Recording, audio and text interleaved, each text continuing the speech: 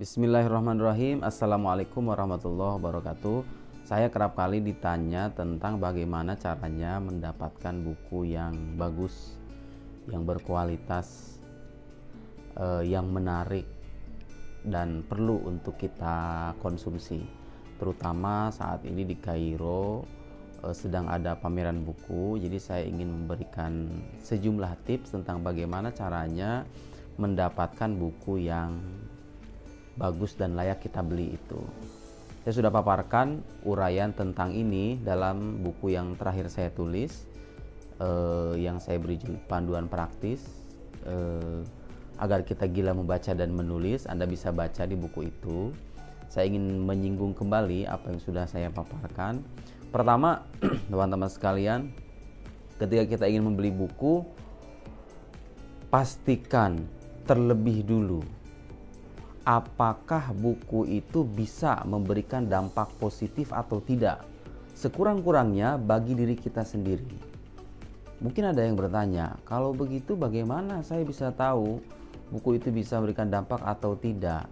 Nah, karena saya sendiri belum baca. Oke, tapi Anda bisa mempertimbangkan penilaian orang yang sudah membaca buku itu. Seperti apa? Apakah buku itu bisa memberikan dampak positif baik dari sisi intelektual misalnya, baik dari sisi spiritualitas, dari sisi spiritual maupun intelektual, atau itu bisa memperbaiki moralitas Anda atau apa saja. Dan ini sifatnya tentu relatif ya. Bagi sebagian kalangan mungkin itu memberikan dampak positif, bagi yang lain mungkin tidak. Tapi Anda yang lebih tahu untuk menentukan apakah buku itu perlu untuk dibeli atau tidak. Nah, yang paling pokok adalah pertama, karena tujuan membaca itu sendiri adalah memberikan sesuatu yang berharga untuk diri kita. Jadi kalau buku itu bisa memberikan dampak positif, saya kira buku itu penting dan bagus, setidaknya menurut Anda.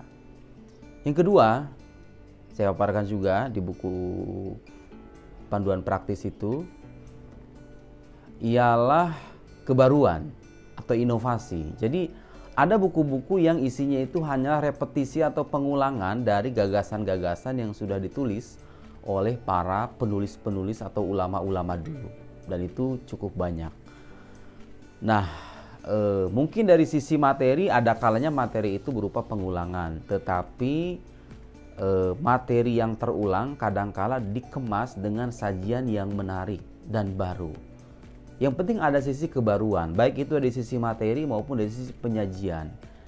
Ini penting karena ini menjadi daya tarik tersendiri bagi sebuah buku. Buku yang bagus itu dalam hemat saya bukan buku yang hanya mengulang apa yang sudah dipaparkan orang, tapi dia memberikan sesuatu yang lebih atau sesuatu yang baru. Kalaulah tidak dari sisi materi, tapi memberikan kebaruan dari sisi penyajian, dari sisi kemasan, mengemas gagasan-gagasan dan seterusnya.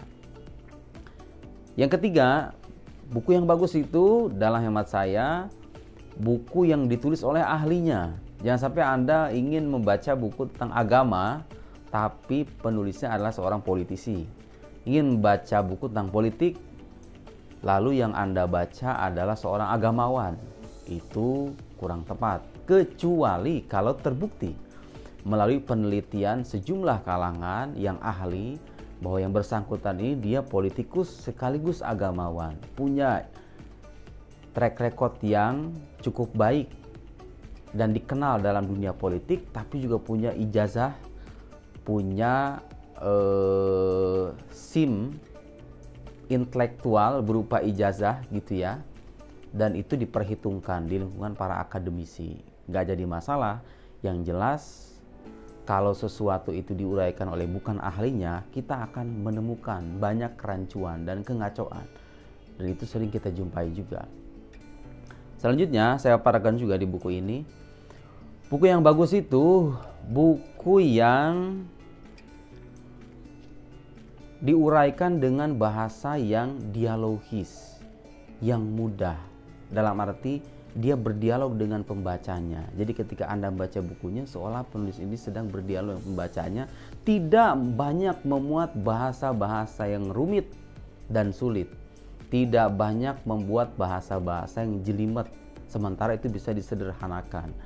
Nah, kalau Anda menjumpai buku-buku yang memperumit sesuatu yang mudah, gitu ya, bukan mempermudah sesuatu yang rumit, saya kira itu buku perlu dipertimbangkan. Apakah perlu Anda beli atau tidak? Kecuali kalau Anda memang suka dengan hal-hal yang rumit, seperti buku-buku filsafat misalnya, buku-buku para filsuf, itu sebagian diantaranya, bahkan mungkin katakanlah sebagian besar, memang buku-buku yang susah, buku-buku yang rumit. Tulisan-tulisan atau kitab-kitab yang dikreasikan oleh para ulama masa lampau juga demikian. Tapi kesulitan itu juga pada akhirnya bersifat relatif, karena apa yang sulit bagi sebagian kalangan kadang mudah bagi kalangan yang lain. Kalau sekarang Anda ahli dalam suatu bidang, kemudian Anda ingin mengakses bidang lain, tentu bidang lain itu akan terasa sulit bagi Anda, karena Anda belum bersentuhan dengan bidang itu, sekalipun yang Anda baca itu buku pemulanya, misalnya katakan begitu. Tapi poin yang saya ingin tekankan adalah kalau memang sesuatu itu bisa dipermudah, penulis yang baik adalah bukan penulis yang memperumit sesuatu yang mudah. Dia berupaya dengan apa yang dia bisa untuk mempermudah sesuatu yang rumit itu.